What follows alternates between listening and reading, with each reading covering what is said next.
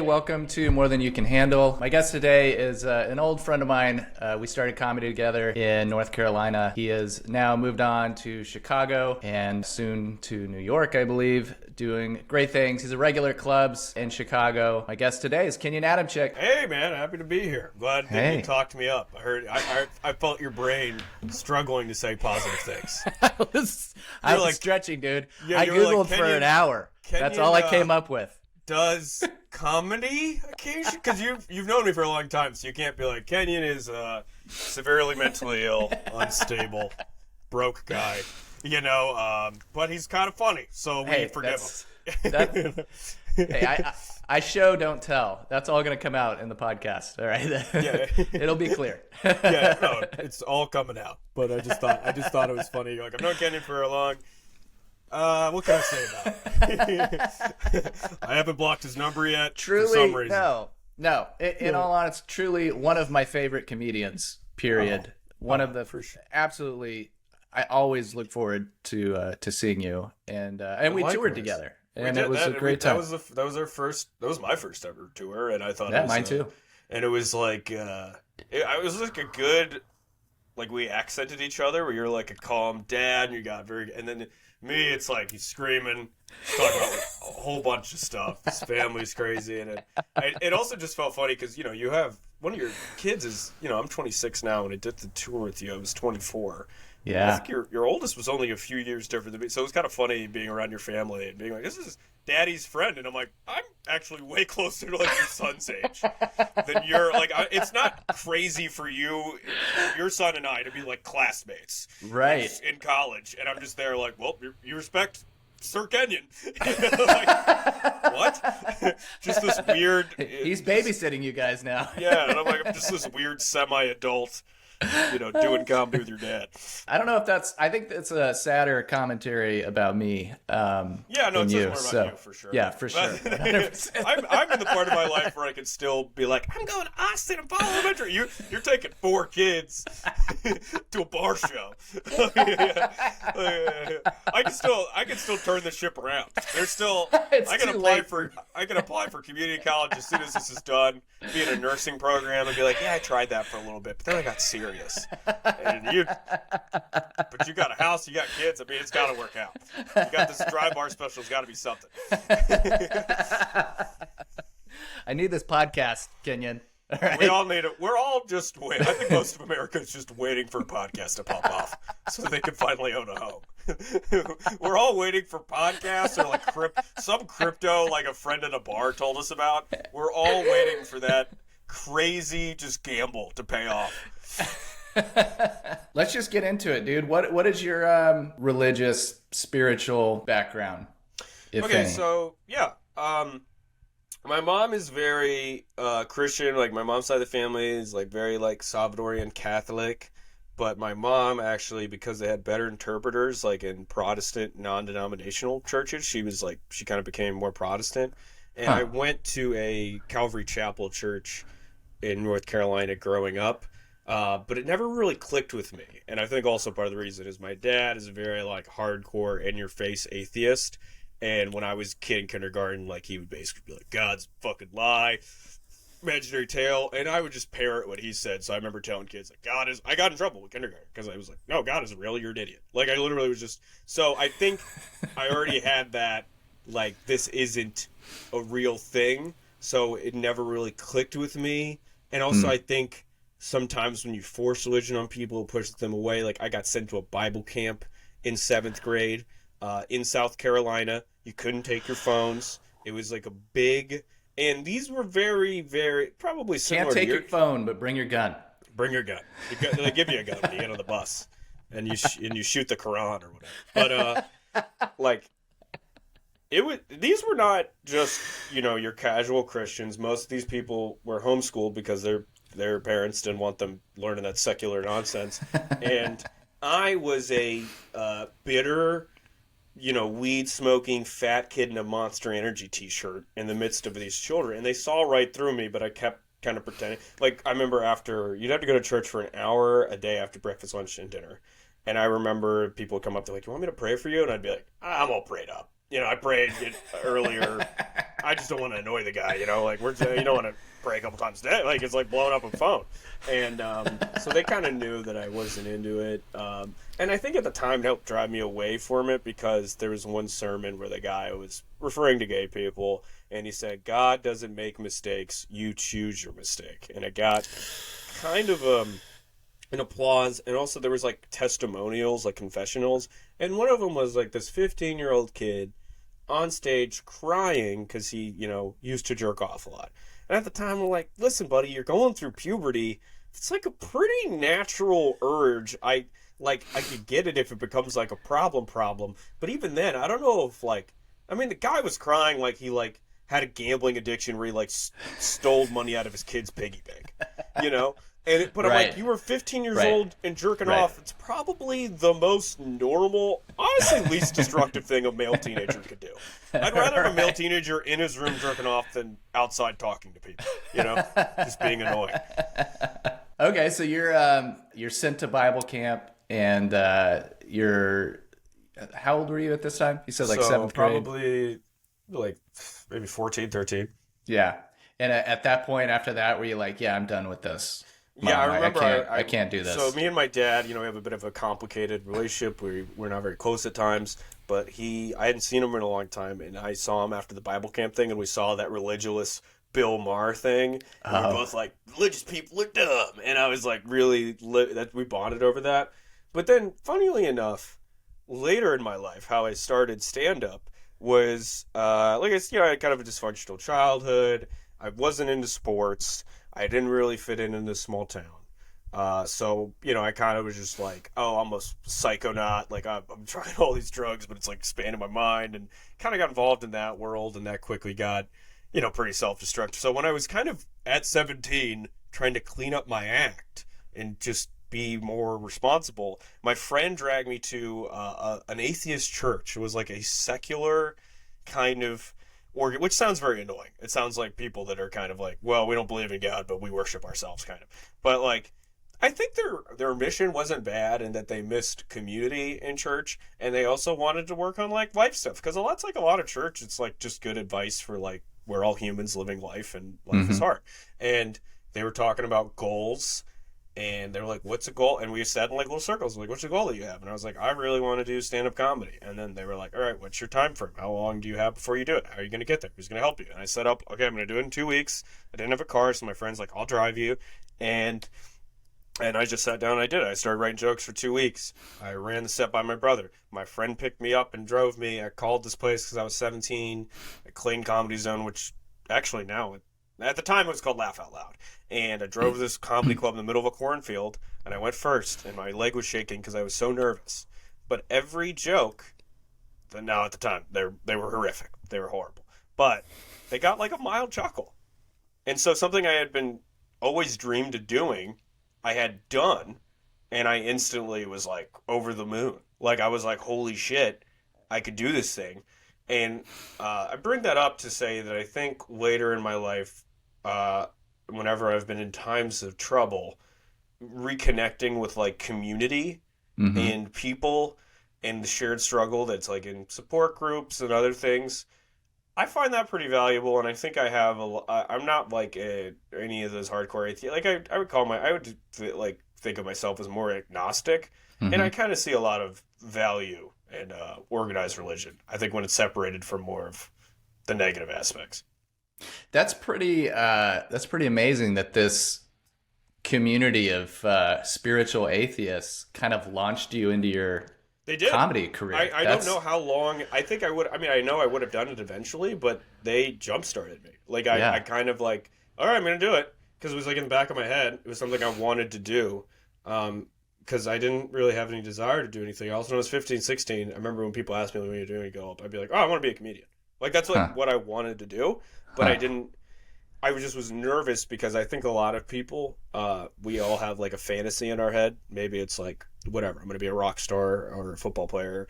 And it's like this oasis you could retreat to when life is stressful. And the hardest thing about trying to do that is you're destroying your oasis. Because now you're going to see, oh, actually, this is very hard. Oh, actually, I'm not as good at that as I thought I would be. And that was the scariest part, is like, I think I'd have this kind of escapist fantasy about being a comedian.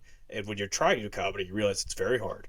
It's extremely hard to just go from someone who's funny with your friends to having solid material that works for everybody. So, and that's taken me years to figure out. But like, I don't know, starting that, it also, I think, jump-started. It was the first thing in my life I felt good at, and it felt a drive to do. And I kind of like the same ways. I like learned discipline through it, actually. Yeah. Like I think it was the thing that kind of taught me time management and focusing and putting something down and chasing it. And it really like kind of like some people are like comics are lazy. Like I'm like, I don't know. Like when you have to have a day job, sometimes 2 jobs, and you're trying to write new stuff and go out. Like if you're very diligent about it, you do have to be a pretty in control person to actually achieve anything in it. Yeah, no, that's true. It's the hardest I've ever worked for 100%. The least amount of return. Of anything. Yeah, no, I mean, God, I've just started making some money in comedy these last couple of years, and even then, it's not like, all right, let's quit the day job. But I'm just saying it's not enough where you're like, well, I've burned a lot of money. But dude, I mean, I was in high school, just get in a car with another comedian, Sam Prickett, and just drive an hour sometimes to bikes. Trying stuff out, bombing, obsessing about these jokes all day, writing, listening to sets, and like we were terrible, but we like really, really, really, really wanted to be good. Yeah, that meant everything, and so that sort of obsession and drive, it just you meet a lot of people, you venture out and try stuff you haven't done, and like unlike other things in my life, it was like all the things that were deficits like. Okay, like I'm kind of obsessive and I only pay attention to stuff I like kind of like want to. Like that was actually supported in comedy. And those were assets. The obsessive neurotic mind was like, oh, well, you can use that for thinking about jokes. And also I felt just growing up in kind of a smaller town, like I always kind of had to be somebody else. Like I always had to kind of blend in. But with comedy, the more unique you are, the more original you are, the more respected you are by other comedians. So it was the first time in my life that everything I viewed as a negative thing about myself was actually now a positive thing. So it fundamentally did change my life and like kind of the way I look at things. Wow. Yeah, Maddie Weiner, she actually quoted you to the effect, stand-up comedy was the first thing I did where I was rewarded for being myself. It was. Rather than penalized. Yeah. That's pretty incredible. No, because I wasn't doing well in school.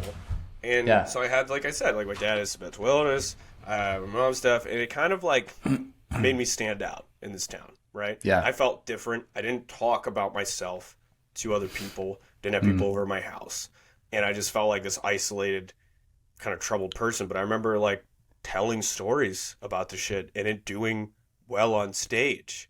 Yeah. And I was like the first time I was sharing, connecting with people, and I'm like, oh, actually, this has value. I have value.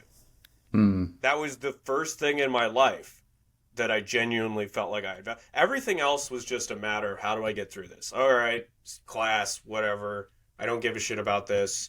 I'm going to just kind of play us through this. When I was thinking about jobs, it was literally just like, all right, well, I don't think college is going to work out. So like maybe just some, dental, some easy job I could kind of bullshit through that gives me enough money to like buy beer and pay rent.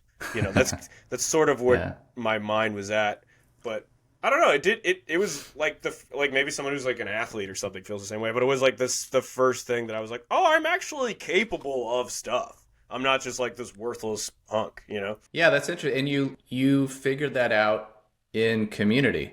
Like first, I mean, with the atheist community, but then like the comedy community is really where you learn your value and like that you can do this. 1,000%. And I think that was also important to me because, like I said, I was getting community in like maladaptive bad ways. Like a lot of kids do. They'll be like, I think that's a lot of reason like kids in high school smoke weed and stuff. It's just like, you're with people, you have a shared bond, you're doing a thing. But then it felt really good to be like, I'm actually getting a return of what I'm putting effort into. I can see it growing into a fucking thing. I didn't know how to do this. Now I have 2 minutes. Now I have 5 minutes. Now I'm doing a show at a club. Like, and friends are liking me for something I work at that is like, okay, money wise, whatever, not productive, but it's like, it's like it's one thing you can get addicted to and it won't completely ruin you. Like, you can actually see the return. And yeah, I think it's great you said community, because I think in terms of like religion, I think that I've heard this before and I really agree with it, but God is the feeling you get when you're with other people. And I kind of, whenever you have like a community, like a shared struggle, because I think especially like in this country, we're very alienated. We're kind of like taught that, other people, we're all supposed to step in each other's necks to achieve like this great Gatsby nirvana, right? Like, that's kind of the American-ism. And when you're like talking to other people, even comedy itself, like, for me, like, oh, I'm sharing a thing I'm frustrated about in a relationship or money and a bunch of people laugh. For a moment, we just like hive mind there. We all just connected on something. We're all acknowledging a feeling. That's kind of beautiful, man. Yeah, for sure. And it's rare. It's very rare. And you can't find that a lot of places. Really, like outside of church and comedy clubs and concerts.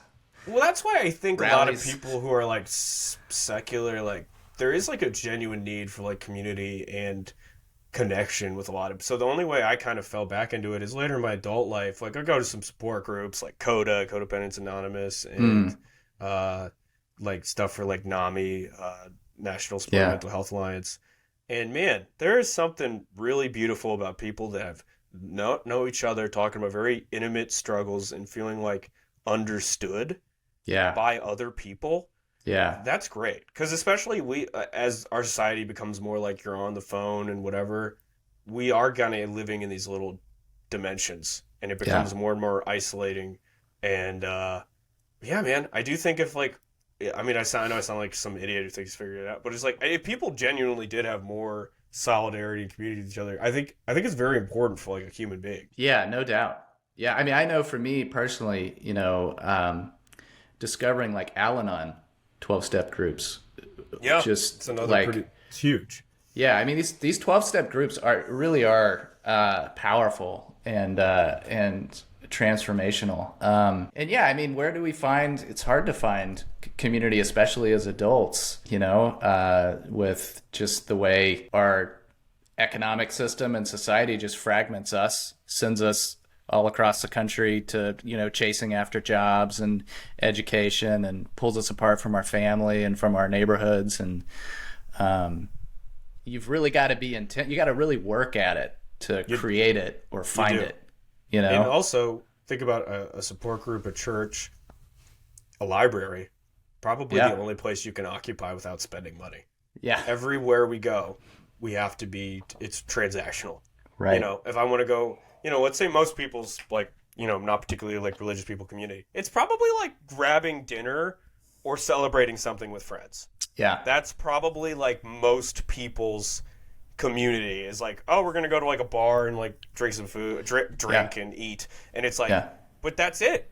So that's why I think a lot of people fall into like part, because it's like, this is the only time I feel fucking connected with other human beings, Right. And it's so it's like, and then that can create, if you're feeling like you don't have a lot of money, it's like, oh, I don't have access to other people. I can't fucking do anything. I can't even enter this society.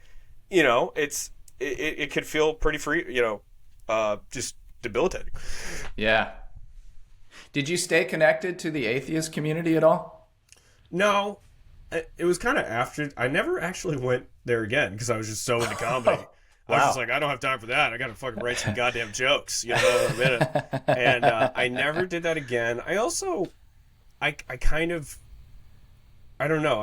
I wasn't like a super, because also the more you live life, the more you're like, dude, whatever makes you happy, as long as it doesn't hurt other people, fucking go ahead. Where I'm like, I don't want to take anybody's, like my mom's religious, never fight her on it. What are you? Fuck you. Like, don't take somebody's like thing that makes them feel better about life. I wouldn't consider myself like a standard Christian or anything, but listen, I think a lot of religions have value. I got into Buddhism a little bit when I was like 21, 22, because I would meditate a lot, and I read some of the Eightfold Truths, and it is a very like practical, really, because you can kind of just, it's definitely true, but it also sounds like something that like a trust fund kid would say. It's like, well, if you want to be happy, just don't want anything, man. And you're like, well, what if I don't have like food? You know, like you're like, okay, that's easy to say once you have everything, but like when you got 4 roommates, you don't have a car, you're kind of like, well, I do want things. I do want more than one nice pair of pants. Like that is a desire I have. But I do think it's true that like you know, a lot of misery that we have is like just because we have this ideal self or thing that we want to achieve. It's the arrival fallacy, which I know about. I've had for most of my life, right? So once I started comedy, I started, you know, young, right? My idea was always, if this could work out by the time I'm my age now, then I'll be happy. Once I get special, once I have a career, once it's my full-time job, well, then I can fucking be happy. But until then, I need to be miserable. And I think I've kind of just had a lot more appreciation as I get older for, man, just life. Things are going well. I have a good life. I have a good day job. I get to do comedy. Comedy's fun and rewarding. And it's like, I think there is a lot of zero sum, especially like, man, we live in a culture that kind of teaches you that a little bit. That's like, if you don't have all the shit, you should be trying for all the shit. You know, it's like, if you're not, like, it's like the hustle grind kind of like sell 14 phones and do the whole goddamn thing. Like, everyone needs to just be racing towards this thing. There's not a lot of like content. It's not like, you know, oh, I can just be a plumber and hang out with my family and I have like a nice place and that's fine. Maybe how I make money isn't the only inherent value I have to society. Yeah. So I didn't realize you went through a Buddhism stage. What drew you in there, and what happened? I got into meditating, and I found it pretty helpful. And then I just was kind of interested in it. I didn't know that much about it, and I would just read. Just kind of went on a Google search, and I just read a little bit about Buddhism. Yeah. And I couldn't. And the thing is, I could never be a full true Buddhist because I had this philosophical be like, well, I am. Like I said, I'm doing comedy. I'm at this time moving to another city to do more comedy. So I do want a thing very badly. I am pursuing it. And I think, you know, Buddhism, they're the nirvana, that word that comes from Buddhism, that it's sort of like you fully live in the moment. That's kind of like you fully live in the moment. Your ego's kind of gone and you're just fully present there with other people, which I do think is something you should tap into a lot in your life. I think that'll help make you happier. So I was kind of like just taking the bits and pieces of it, of like trying not to constantly be obsessing about the future and the past, and like meditate more, and just kind of just it's basically just telling you to be a lot less neurotic. It's basically just kind of like I said this. I talked to you and giving you some practices to help you do that. Yeah, literally meditating, and mantras and shit. And it's very like, I don't know, it's very practical, because I think it was another thing, there isn't a punishment aspect. There isn't like, well, then you'll burn in hell if you jerk off. It's just kind of like, I think you're already unhappy. You're probably going to continue to be unhappy. Or you could try this and maybe be happy. I don't know. Again, no Buddhist, that would go against Buddhism for them to want you to do a thing. Oh, interesting. You know, although there has been like wars where I think, you know, Buddhists were killing Muslims in Myanmar or whatever. So it's like people will take whatever scripture and use it to justify violence. But like, I kind of like that, and it kind of spoke to me. I never really got super into it, but I kind of was messing with Buddhism for a little bit. Did you ever read the book Zen and the Art of Stand-Up Comedy? I've heard of it. I've never read it, but I know that I forget his name, but I know what you're talking about. He was very into Buddhism. Well, this is by a guy, I think his last name's, I think it's Sankey or something like that. It's the only good book on stand-up that I've read. But he talks about the goal of stand-up, of being like fully present and in the moment. It is. When you're on stage, you know, as being a very kind of Buddhist, you know, kind of Zen practice. Yeah. And also learning how to, you know, seeing stand-up as like a process, the writing process as a process of like self-discovery and vulnerability, and like learning how to bring that to the world and share it. 100% how I do, you know, use stand-up. And I agree with all that. The flow state is what they call a lot of being present. Like athletes and artists will enter where you kind of feel like you're not You're just fully in the moment. And that's generally when people are most do work that they are most proud of. And I can say that it's so comedy. hard to get there. It's so rare. Hard as hell. Because I remember in comedy, my earliest best sets were when I was in that flow state. I was present. I was just there. And it was amazing. And then you kind of think, oh, I'll just do that tomorrow. I'll just jump into that. I'll be riffing. I'll do the jump. And then you're up there kind of awkwardly bombing. And you're like, fuck. Yeah. How do I do that? And sometimes you're not really even in control of how you do it. No, you're not, because it's like, I mean, with stand-up, so much depends on the environment. Yeah. Who's in the room, how the room is set up, how the lighting is, how the sound is, like all of that plays a part, you know? It's not just up to you how a set's going to go. Someone had a great metaphor that it's not like basketball where you're just shooting a basket in the same place every time. It's like with stand-up, it's like basically you're trying to shoot a basket, but the hoop is like it's 50 yards away today. Now it's 100 yards away. Like it's in a different, it's set up differently every time you do it. Right. Yeah. So where are you like now in terms of like your spiritual life and practice? Do you still meditate regularly? I still meditate regularly. Yeah. I had some tougher times where I was going to support group last year.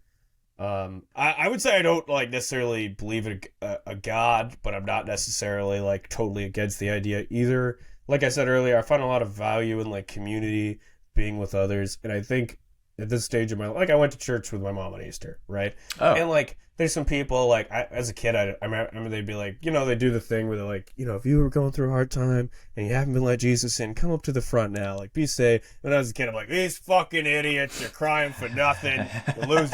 And now I can like kind of see it. I'm like, man, there's so much suffering and pain, especially in this current environment, and like a place where people are like complete strangers and be like, hey, I love you, man. And like you're gonna be good, and like you can connect with those people. It's like I just wish we had more. I wish there wasn't any sort of like philosophical like divisions for that. You know, I wish it could just be like, this is just, you know, I think there is a big emptiness in a lot of people, and a lot of people really suffer. And I think like, man, it's just nice. Like they do help people. They have like interpretive services for deaf people, and for like my mom really appreciates it. And it's just like, you know, you kind of I see a lot more value to that. And I can even feel, I'm just like, man, I feel like when I was a kid, I was like, I never felt that feeling in church. You feel something. I just feel like for me, it's, and this is definitely coming from like a Buddhist perspective, I feel like it's when you're kind of free of your own hangups and ego, and you just feel fully connected with like people, and that you're part of like something greater than just your own thoughts. You're part of like just humanity. You're part of life. You're part of like this fucking cycle that will exist beyond you and after you. And I don't know, that you can kind of be free of your own little personal demons. Where are you getting that connection now? Is it mostly through comedy? Comedy with my family. That's pretty much it. I think I haven't been going to a support group as much because I've been in like a good place, but I really, you know, I would say just comedy and my family, but I would like to do more like community stuff. Like I want to like volunteer and shit like that. So how do your parents feel about your kind of the spiritual path that you've been on and your path with comedy? So like I said, my dad, staunch cold atheist. I don't think he has much of a take about anything, I think. Really. Yeah. But my mom, you know, she's a Christian. She would ideally like it if I just was like, become born again. I'm gonna date a nice God-fearing woman, have some kids. Yeah. But also, I think she's kind of like leaving church the other day. She's like, you don't really believe in God, do you? And I'm like, oh, I think there's a lot of stuff I respect about it, which was true. And I'll go to church with them, and I think I as a teenager, I was kind of just bullshitting, you know, like I didn't really want to cause any fights. God is real, so I was kind of like, yeah, I'll do this. So I honestly haven't really talked about spirituality that much with my mom, because I know she already has a pretty solid framework. But like, yeah, I think, you know, me seeing that, like, oh, I got some more value. I think church has some value. I think she'd really like that. Ideally, she would like it if I was just like, fucking Jesus all the way. We're in it, you know. But also, like, I don't know, in a good place. We have a good relationship. So I don't think there's anything that she just feels like I'm at, like, defaulting in. Is she cool with you doing comedy? Yeah, actually, my mom is. See, this is where most people fuck up. Most people come from, like, this upper middle class kind of like, oh, like, you could have been somebody. There's mattresses up against the wall where I'm recording. So it's just sort of like, this bar's so low, dude, that me making an extra $100, like, my mom, I have to constantly tell my mom that it's not going as well as she thinks. Because my mom, at first she was just like, all right, whatever. He's not just, like, smoking weed all day. This is better. And then she was kind of like, you should go to college, you should get a job. But then later, as she saw, like, these photos, she came out and saw me and you. Yeah. We did a show together. She thought that was awesome. And then, you know, I headlined this place in Durham called Mr. Distillery. They give you a free box of booze. And I remember I brought it home. My mom was like, that is awesome. You just brought like 10 bottles. My mom's like, holy shit. You know? And so my mom thinks that I'm like George Loeb. My mom thinks that every time I leave the house to do comedy, I'm being paid money. And basically he's going to take off. Actually, it's a lot of pressure. Because like I said, I'm planning to move to New York. She's like, well, you know, you go to New York, you'll pop off. And then, you know, we'll own this house. And I'm like, all right, well, listen, this is very tough odds against you. It could be me living Lower here your forever. Expectations, Mom. Come on. Yeah. So my mom is so she's like proud of it. She's like very much like, again, I had to explain, like, no, it's an open mic. I don't get paid. She's like, that's stupid. You should get paid. You work on it pretty hard. But because sometimes I will come back from like a road show and I'll just, I kind of act like I'm a big baller when I'm here. I'll, like, take some of the money I made. I'm like, hey, buy yourself something nice, sweetheart. Say $80. And she's just like, yeah, Kenny's out there getting that bread. Even though it's like, you know, I just made like $100 for like a 4-hour drive or whatever. So she's, you know, it's actually kind of, it's come full circle where it was like, what the fuck are you doing? And now they're like, yeah, no, he's a genius. And I got a good day job and everything. So they're like, this guy's great. They have more faith in it than I probably do. Wow. Oh, that's awesome. That's great. That's kind of rare, actually. So no, most people are like, what are you doing yet? Again, that's because there was a potential for a future there. Yeah. But if that was never there, if they were like, well, what if I failing out of community college and being in an Amazon warehouse calling my parole officer? I mean, that was probably the other path. So it's like, this is like, we're crushing, dude. Like, oh man. Well, we already got into this a little bit, but how do you feel like doing comedy has changed you as a person and your kind of understanding of yourself and other people and the world? Yeah, so like I said in earlier part, I think it gave me like it was like borderline, you could say, like kind of like religious experience, because I was like, yeah, all right, I'm being rewarded for being myself. I'm learning like discipline. I'm learning that I can't, because beforehand, I remember my grandma would be like, everyone's good at something. And when I was a kid, I was like, I think I might be one of those people that's not good at anything. I think they might have. Oh, little Kenny. I was like, I don't genuinely feel good at anything.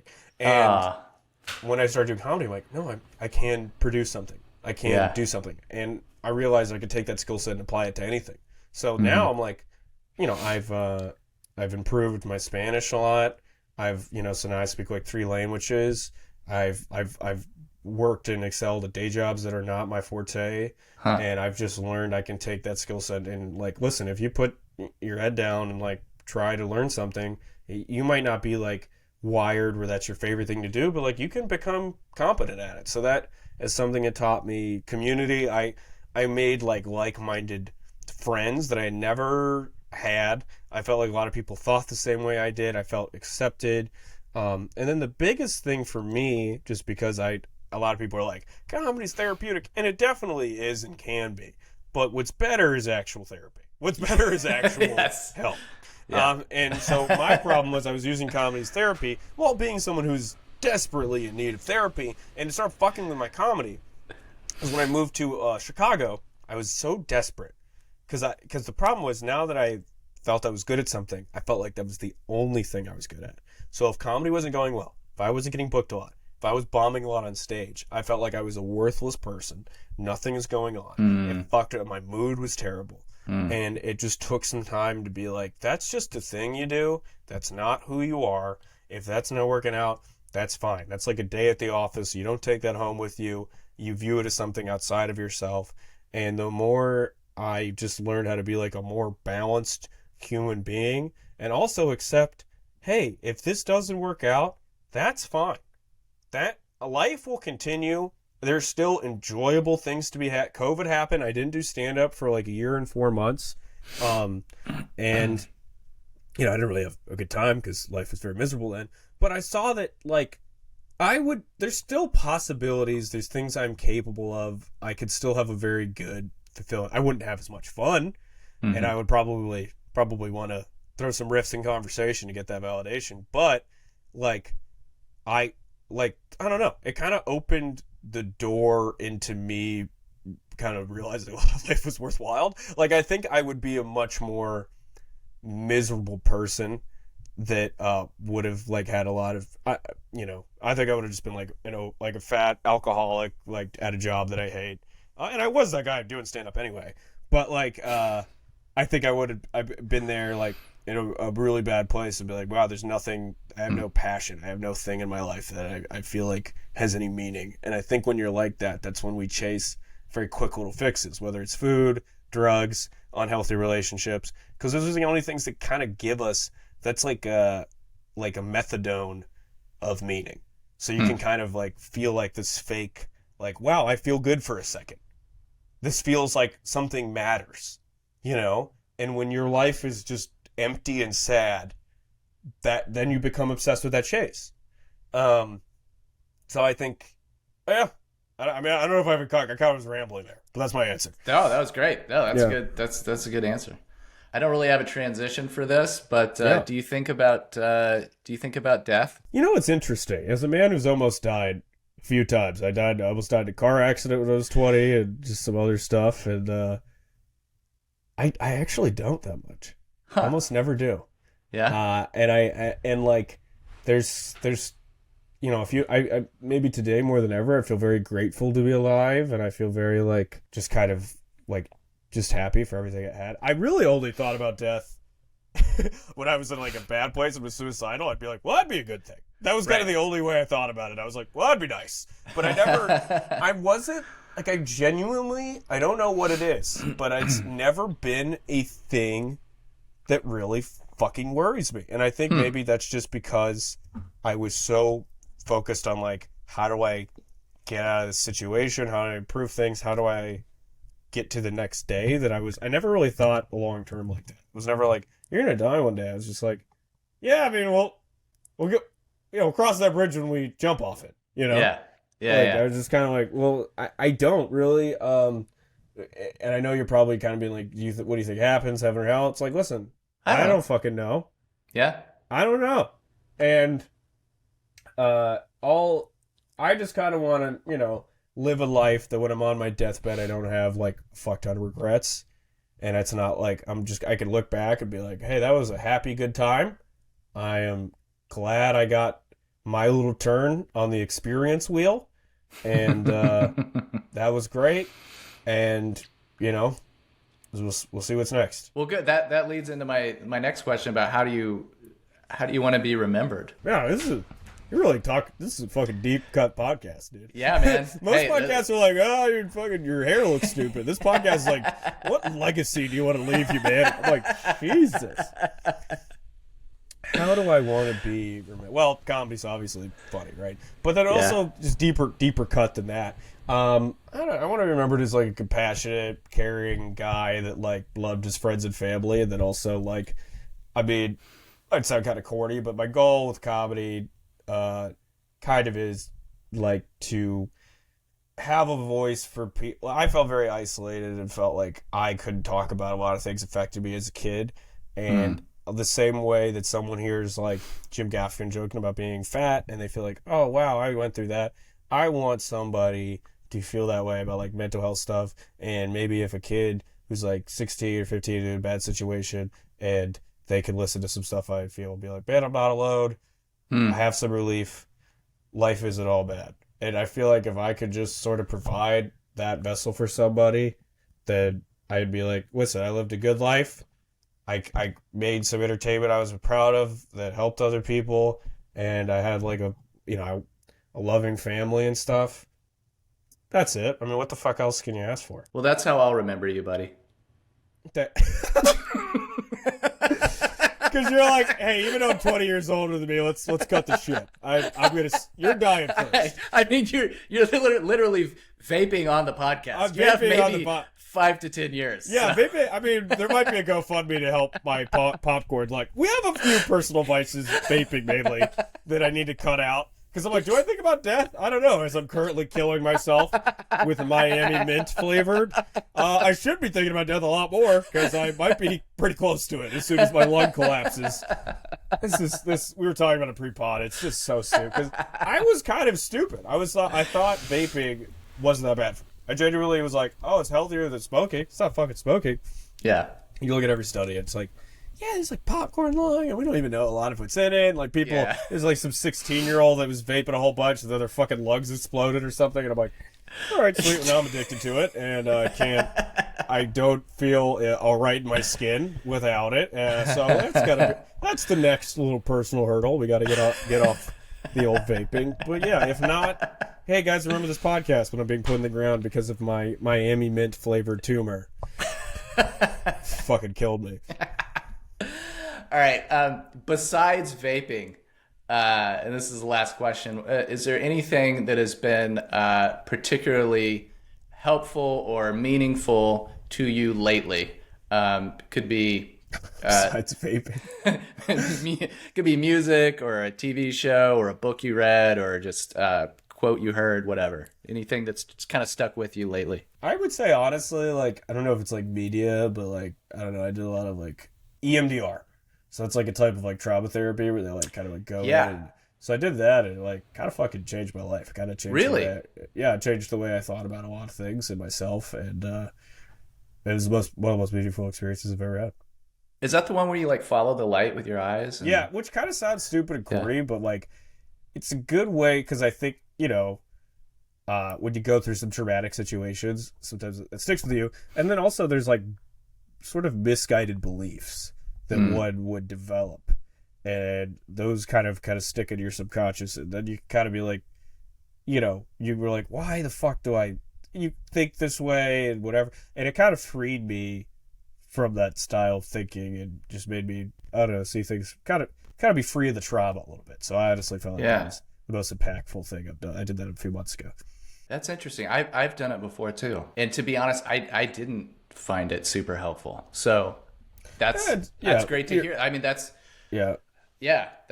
I'm glad it worked. You're like, glad it worked for somebody. Yeah. Well, I mean, I feel like it's like that with most therapy techniques. Like these are such personal, individualized issues. Yeah, it's not really like a pattern cure all. It's nothing's gonna work for everybody. You got to find what works for you. Yeah, I really like. Yeah. And maybe it's just because like I was getting at some issue that I was also like think sometimes, I don't know, more deep seated. Where sometimes I imagine like something happens in your adult life that's kind of like maybe it doesn't have its roots in your brain the same way. I don't know. Well, cool, man. This has been fun. This has been. I know we're cutting deep. It's good.